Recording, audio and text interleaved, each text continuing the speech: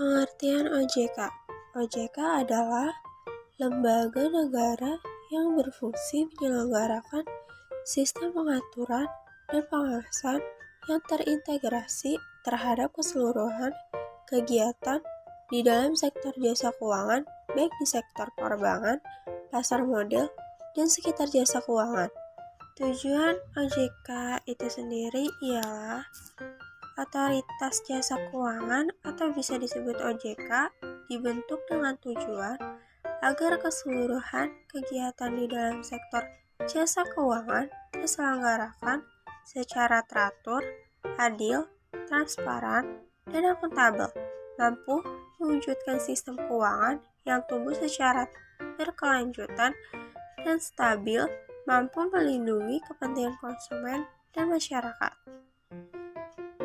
Otoritas Jasa Keuangan atau bisa kita sebut OJK itu mempunyai fungsi menyelenggarakan sistem pengaturan dan pengawasan yang terintegrasi terhadap keseluruhan kegiatan di sektor jasa keuangan.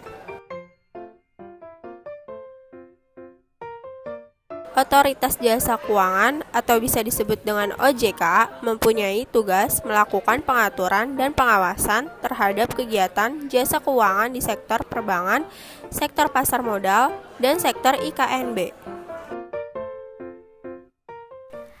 Nah, sekarang kita masuk ke produk OJK. Loh, emang OJK punya produk?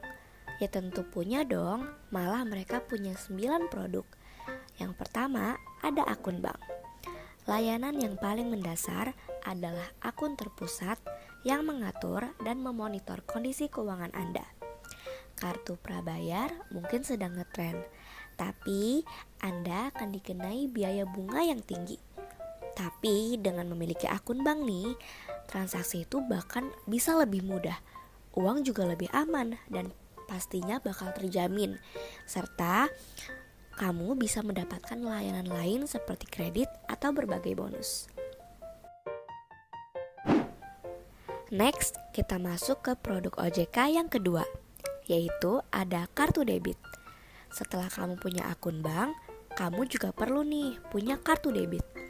Kamu tahu gak sih, di Indonesia itu nih sekarang kartu anjungan tunai mandiri atau biasa kita sebut ATM sudah bisa dijadikan kartu debit untuk berbelanja di mana saja loh. Lebih baik jika kartu debit kamu juga bisa berfungsi sebagai kartu kredit agar bisa memiliki dana sewaktu-waktu saat rekening menipis atau bisa kita sebut lagi bokeh kali ya. Next, kita masuk ke produk OJK yang ketiga, yaitu ada tabungan darurat. Akun ini berfungsi sebagai penampungan dana darurat. Kayak apa ya? Kayak asuransi pribadi. Isi secara rutin dengan selisih dana sisa belanja.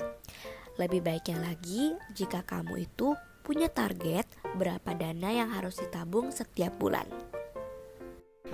Wah, udah gak kerasa kan kita sekarang udah masuk ke produk OJK yang keempat, yaitu ada asuransi kesehatan.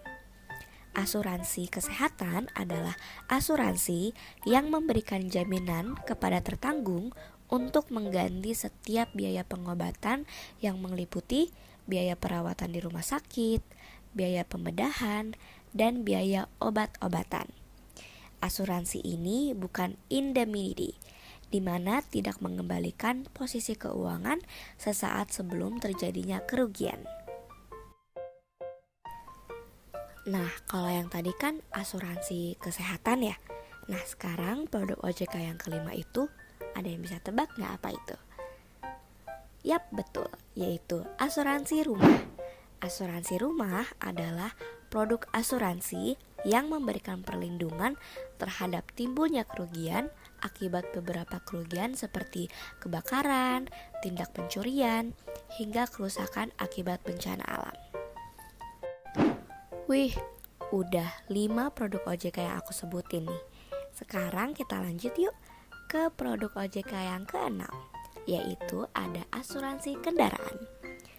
Jenis asuransi khusus kendaraan di mana risiko yang kemungkinan terjadi pada kendaraan dialihkan kepada perusahaan asuransi.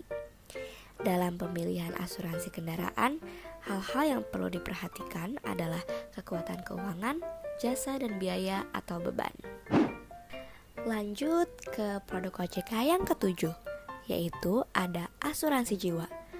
Namanya aja udah asuransi jiwa. Pasti kalian udah tahu dong maksud dari asuransi jiwa itu apa? Nah, bagi yang belum tahu, aku jelasin kembali ya. Jadi, asuransi jiwa itu merupakan asuransi yang bertujuan menanggung orang terhadap kerugian finansial tak terduga yang disebabkan karena meninggalnya terlalu cepat atau mungkin hidupnya yang terlalu lama. Wih, udah produk OJK yang ke-8 aja nih kita.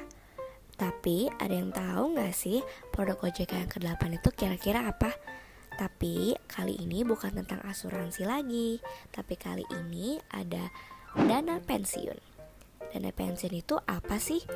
Dana pensiun itu adalah lembaga keuangan non-bank yang menyelenggarakan program pensiun. Dana pensiun dapat didirikan oleh perusahaan, lembaga sosial, atau orang perorangan yang mempekerjakan karyawan. Dana pensiun itu merupakan badan hukum dengan manajemen, kegiatan operasional, dan kekayaan yang terpisah dari pendirinya. Oke, udah 8 produk OJK udah aku sebutin. Nah, kan tadi aku bilang di awal ada 9. Nah, ya udah, sekarang kita masuk ke produk OJK yang ke-9, yaitu ada tabungan siswa. Tabungan siswa itu maksudnya kayak gimana sih?